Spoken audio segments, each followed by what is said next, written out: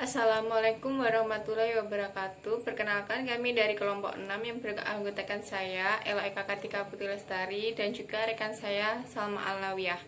Di sini kami akan menjelaskan mengenai routing. Pertama akan saya jelaskan mengenai definisi routing.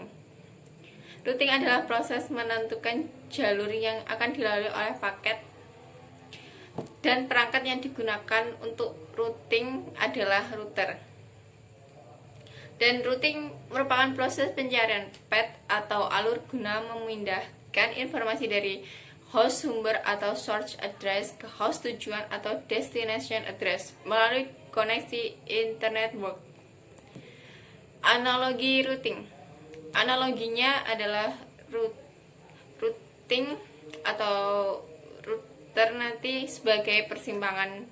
Jadi memudahkan untuk mencari alamat yang kita tuju. Di situ nanti akan diarahkan kemana pengirim akan mengirimkan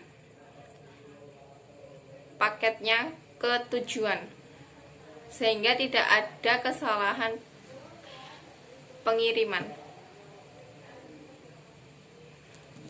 Begitu. Dan tujuan manfaat routing. Tujuan dan manfaat routing. Pada prinsipnya, router digunakan untuk menghubungkan dan meneruskan data antara dua atau lebih jaringan satu dengan jaringan yang lain. Dan saat ini, router lebih dikenal sebagai alat untuk menghubungkan jaringan yang dipasang baik di perumahan, kantor, warnet, atau instansi lainnya untuk menghubungkan dengan internet.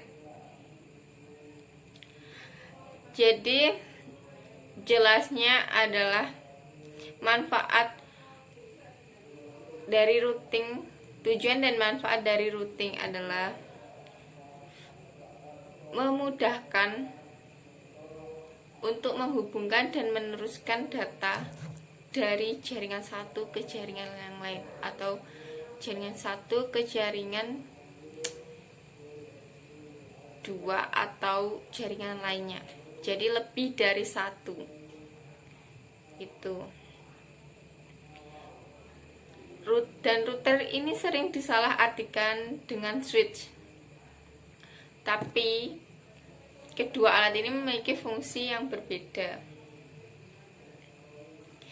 Itu router berfungsi sebagai penghubung jalan antara jalan jaringan satu dengan jaringan lainnya. Sementara pada switch berfungsi seperti jalanan satu, yaitu mengumpulkan jaringan-jaringan yang ada ke dalam satu jaringan dan membentuk LAN atau Local Action Network.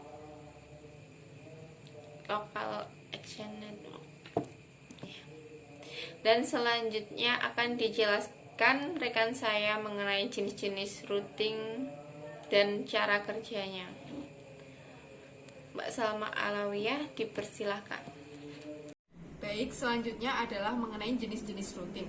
Nah, jenis routing sendiri ini terbagi menjadi dua, yaitu yang pertama routing statis dan yang kedua ada routing dinamis. Next, routing statis. Jadi, routing statis ini rute-rute jaringan dimasukkan secara manual ke dalam routing tabel oleh administrator jaringan. Jadi, administrator jaringan ini nanti akan masukkan IP-nya itu secara manual ke dalam routing tabel. Nah, adapun kelebihan dan kekurangan pada routing statis. Yang pertama, kelebihannya meringankan kinerja dari prosesor router. Kemudian yang kedua, menghemat bandwidth. Kemudian yang ketiga, memperoleh informasi dari isi tabel routing pada saat terjadi proses tukar-menukar paket. Jadi informasi yang dapat itu pada saat proses tukar-menukar saja, jadi tidak boros. Kemudian yang keempat, routing statis ini lebih aman. Yang kelima, administrator ini bebas menentukan jalur jaringan. Jadi misalnya jalur A, router 1 ke PC1 dan PC2, nanti itu bisa diubah dengan mudah. Misalnya diputus yang jalur PC2, kemudian disalurkan ke PC3, seperti itu. Kemudian selanjutnya adalah kekurangan routing statis. Yang pertama, network admin harus mengetahui segala informasi tentang router yang tersambung. Jadi harus benar-benar stay. Karena kan dia kan manual ya, jadi harus sering-sering ngecek yang namanya networknya. Kalau nggak sering ngecek nanti takutnya terputus atau bagaimana. Yang kedua, hanya bisa untuk jaringan berskala kecil. Nah, karena dimasukkan secara manual, otomatis kalau jaringan berskala besar nanti memerlukan memerlukan waktu yang lama jika dimasukkan secara manual. Yang ketiga, konfigurasi lebih rumit, apalagi kalau banyak komputer yang terhubung. Yang keempat, membutuhkan waktu konfigurasi yang lebih lama karena manual tadi. Dan yang terakhir, jika ada jalur yang rusak, jaringan akan terhenti. Next, routing dinamis. Nah, sedangkan routing dinamis ini adalah kebalikan dari routing statis.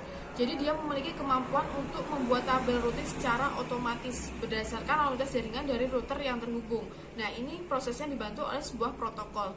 Kelebihan routing dinamis, yang pertama, proses konfigurasi jaringan lebih cepat. Yang kedua, bisa digunakan untuk jaringan berskala besar. Yang ketiga, jika ada jalur yang rusak, tetap aman. Yang keempat, jalur ditentukan secara otomatis oleh sistem, jadi by system. Kekurangannya, bandwidth yang dibutuhkan lebih besar. Terus kemudian jalur yang bisa menentukan adalah sistem, bukan dari administrator, jadi by system semua. Dan yang terakhir, membutuhkan RAM yang lebih besar untuk menentukan jalur terbaik saat terjadi down. Next, selanjutnya adalah cara kerja routing. Nah, pada gambar ini dijelaskan, yang pertama ada pada bagian sini ada gambar routing secara statistik ya, statis ya. Jadi kita itu atau administrator jaringan nanti memasukkan IP-nya secara manual ke dalam routing tabel. Nah, jadi dimasukkan secara manual. Sedangkan yang pada gambar kedua ini, routing secara dinamis, IP-nya ini sudah otomatis terdeteksi oleh sistem. Jadi kita tidak perlu memasukkan atau menginputkan IP-IP lagi. Baik, sekian dari saya. Terima kasih. Nah, itu tadi penjelasan mengenai routing dari kelompok kami. Apabila ada kurang dan lebihnya kami mohon maaf. Wassalamualaikum warahmatullahi wabarakatuh. Terima kasih.